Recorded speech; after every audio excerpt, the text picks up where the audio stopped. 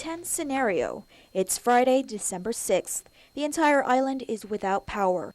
The airport will be closed for at least a week, and there are over 3,000 tourists who are not evacuated and are being sheltered in their hotels. This is the aftermath of a Category 5 super typhoon that hit the island late Wednesday evening. What do you do? GHRA President Mary Rhodes says today's tabletop exercise puts focus on the tourism industry, with 12 of the island's hotels represented, from general management to security, engineers to communications specialists. They're all learning how to respond.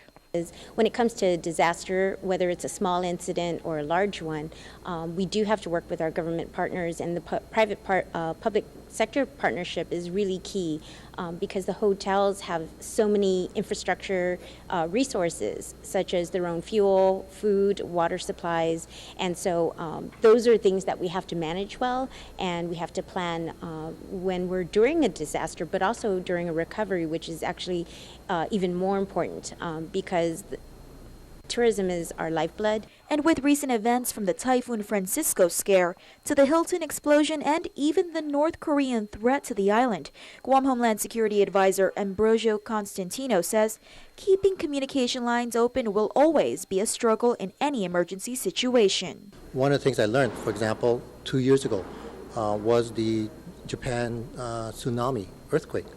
And we all know communications went down. But what's one of the means of communication that we could continue to communicate? Texting. We know texting will get through, but it was hard to get through regular telephone. So that's one of the gaps, as what I'm saying. To improve communications locally, the Joint Information Center at the Office of Homeland Security was activated.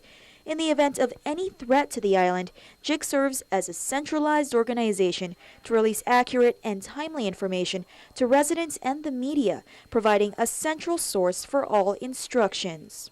And while we improve on our shortfalls, Constantino says Guam's strength is the people's willingness to help our neighbors. I see a community that just wants to help each other, and that's a strength, and we just need to expand on that strength. Also participating in today's training, the Guam Police Department, the Guam Fire Department, and the Coast Guard. Reporting for Guam's News Network, I'm Crystal Paco.